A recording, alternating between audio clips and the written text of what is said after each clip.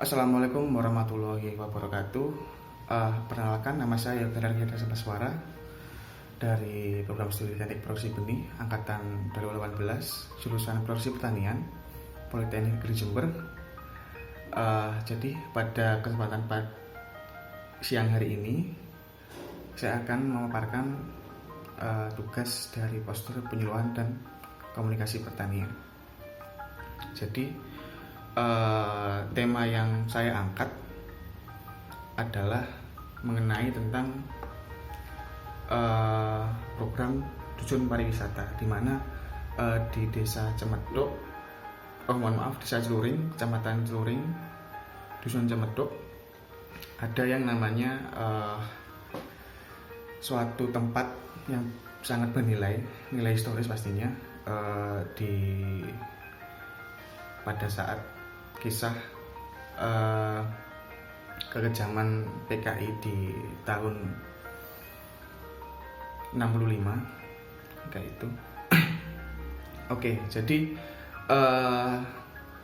tema yang saya angkat adalah pembentukan Pokdawis atau kelompok sadar wisata guna mengoptimalkan potensi sektor pariwisata historis di Dusun Cemeduk. Jadi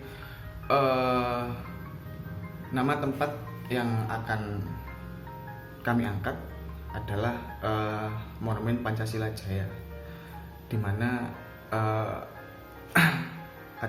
di sana ada patung Garuda, lalu ada lubang buaya, dan juga patung-patung buto. Kalau bahasa Jawanya itu buto, itu kayak membawa gada, ada dua. Nah, di sana juga ada ornamen-ornamen berbentuk kisah zaman dimana gerakan 30 September di tahun 65 itu jadi saksi kejaman Partai Komunis Indonesia terhadap ulama atau kemuka agama seperti itu. Dan ini terjadi real, ada sejarahnya di Dusun Cemeduk. Nah, pembentukan Pokdawis sendiri kita angkat karena memang di Monumen Pancasila Jaya itu kurangnya pemeliharaan dan juga pengoptimalan di sektor wilayahnya kayak gitu. Jadi harapannya pembentukan kelompok sadar wisata ini dapat memelihara dan juga mengelola Monumen Pancasila Jaya agar terawat dan juga dapat dikenal oleh masyarakat luas, entah itu di Banyuwangi sendiri, di Jawa Timur, bahkan secara nasional seperti itu. Oke, jadi yang pasti potensi sasarannya adalah ya Monumen Pancasila Jaya ini ya. Penggeraknya itu adalah Pokdarwis kayak gitu. Oke, lanjut ke pengertian Pokdawis sendiri. Pokdawis itu memiliki singkatan yaitu kelompok sadar wisata, di mana kelompok ini merupakan sebagai wujud yang menggerakkan sebuah konsep yang mengembangkan partisipasi dan dukungan para pemangku kepentingan dalam mendorong iklim yang kondusif bagi tumbuh dan berkembangnya suatu wilayah. Kondusif bagi tumbuh dan berkembangnya wisata di suatu wilayah seperti itu. Jadi poros geraknya dari kelompok sadar wisata ini guna menunjang sektor pariwisata yang ada di suatu wilayah seperti itu. Entah itu wisata alam, lalu wisata historis kayak gini, lalu ada museum-museum, jadi seperti itu. Segala hal potensi yang ada di desa atau wilayah itu dikembangkan. Harapannya, tujuannya itu dapat meningkatkan taraf hidup, kesejahteraan, dan juga eksistensi dari wilayah itu sendiri melalui pariwisata. Jadi contoh yang ada di wilayah Batu, kota wisata. Nah, itu kan banyak sekali pariwisata. Ada itu namanya petik kebun apel, lalu agrokusuma, lalu ada juga BNS Batu Night Spektakuler, lalu ada juga Jatim Park segala macam. Nah itu Kota Batu adalah suatu wujud kesuksesan dari pengembangan wilayah. Itu bukannya desa tapi kota. Jadi benar-benar berhasil lah, bisa dikatakan sukses kayak gitu. Nah itu di dalam sektor-sektor di setiap wilayahnya di Kota Batu itu pasti ada yang namanya Pokdarwis, yaitu tadi menggerakkan konsep yang mengembangkan dan mendukung kepentingan berkembangnya wisata di suatu wilayah seperti itu. Lalu tahapan selanjutnya yaitu mengenai analisis potensi, di mana potensi merupakan suatu hal yang mempunyai kemungkinan untuk dikembangkan. Jadi saya yakin di setiap wilayah itu pasti ada potensinya, entah itu di sektor pariwisata, pertanian, perkebunan dan segala macam, banyak sekali. Nah, dan tema yang saya angkat kali ini adalah mengenai sektor pariwisata, karena memang di dusun Cemeduk sendiri itu memiliki bangunan yang memiliki nilai historis. Nah, di samping itu diharapkan dapat menarik wisatawan untuk mengunjungi tempat tersebut. Wisatawan entah itu mau bersuah foto, lalu dapat mengetahui sejarah-sejarah historis yang ada di dusun Cemeduk seperti apa, kayak gitu. Dan kemungkinan bangunan monumen Pancasila Jaya ini kemungkinan bisa dapat dikembangkan. Jadi nanti kita buat kelompok secara terorganisir untuk mengelola dan juga mengembangkan monumen Pancasila Jaya seperti itu. Adapun tahapan analisis untuk menganalisis potensi di suatu wilayah atau desa, yang pertama itu kita survei potensi di desa tersebut. Kita survei apa aja sih kemungkinan hal yang akan kita kembangkan kayak gitu. Nah ini kita sudah ada target yaitu monumen Pancasila Jaya seperti itu. Lalu yang kedua adalah pemetaan lokasi wisata.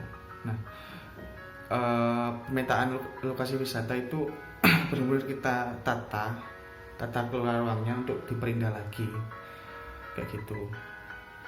Gunanya untuk apa? Ya itu tadi, apabila lokasi wisata itu terawat, terkelola, lalu lebih rapi, lebih indah, lebih estetik kayak gitu, ya akan menarik wisata kayak gitu. Itu melalui perencanaan yang sudah dikonsep di awal oleh Pokdarwis tadi. Nah selanjutnya yang ketiga adalah eksekusi. Nah ya udah, setelah sudah potensi sudah ketemu, sudah dipetakan semuanya mulai perencanaan yang matang, langsung kita eksekusi oleh Pokdarwis seperti itu. Baik, selanjutnya adalah mengenai perizinan administrasi, di mana segala hal apabila kita melakukan suatu gebrakan atau gerakan di suatu tempat itu yang pasti harus ada perizinannya, entah itu berupa surat, secara lisan atau gimana. Itu sangat kondisional sih, tergantung dari permintaan perangkat-perangkat yang ada setempat. Jadi untuk nanti administrasinya itu ada tiga tahapan. Yang pertama kita untuk mengurus perizinan, yang pertama ke ketua RT dan RW untuk mendapatkan persetujuan. Lalu yang kedua adalah kepala dusun, atau di dusun saya itu namanya Kami Tuwo, Pak Kami Tuwo. Yang ketiga adalah kepala desa setempat. Nah harapannya dari kepala desa ini dapat diteruskan ke atas secara vertikal ke kecamatan dan juga kabupaten, agar keberagaman kita itu dapat dilihat oleh pemerintah yang lebih atas gitu loh.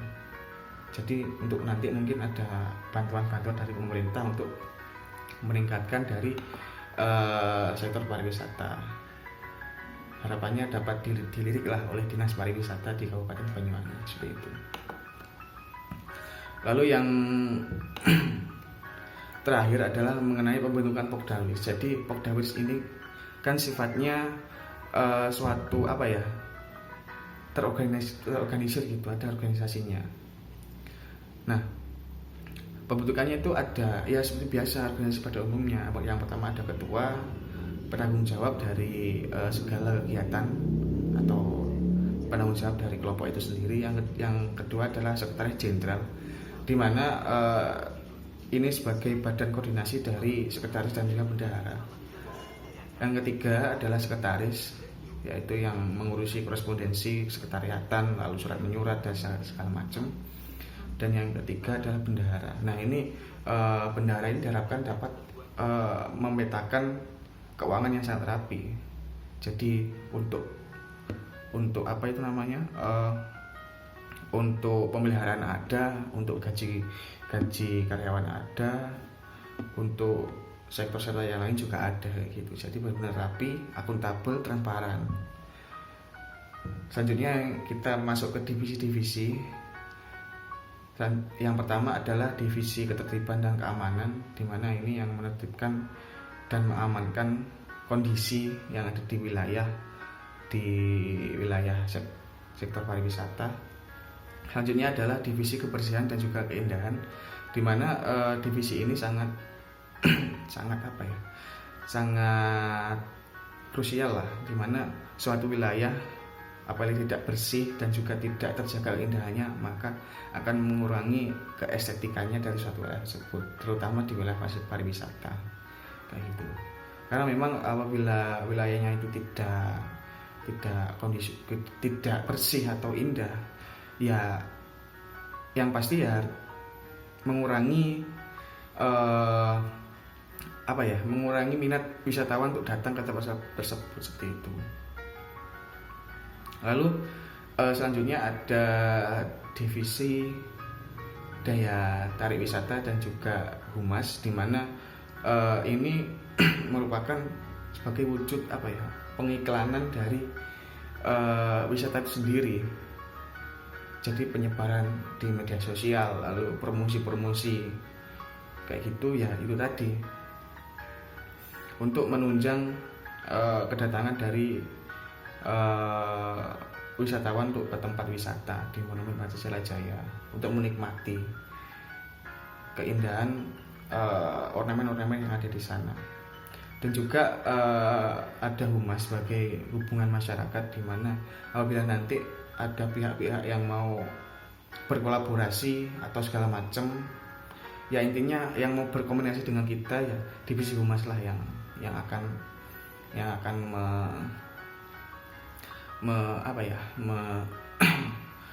menghandle gitu, berhubungan dengan divisi hubungan masyarakat seperti itu. Lalu yang terakhir adalah divisi pengembangan usaha. Nah ini harapannya kita tidak hanya berhenti di Monumen Pancasila saja, entah itu nanti di Monumen Pancasila Jaya itu ada beberapa hal yang bisa kita tambah untuk mengembangkan usaha kita, entah itu nanti jualan merchandise, lalu penambahan pariwisata, entah itu nanti ada kafe dan segala macam. Nah ini divisi ini yang memikirkan konsepnya seperti apa. Ya kurang lebih seperti itu yang akan saya paparkan. Sebenarnya terima kasih atas waktu yang telah diberikan, dan apabila apa yang saya sampaikan tadi ada kurangnya, ada lebihnya, ya saya mohon maaf. Saya tutup. Wabillahi taufiq wal hidayah. Wassalamualaikum warahmatullahi wabarakatuh.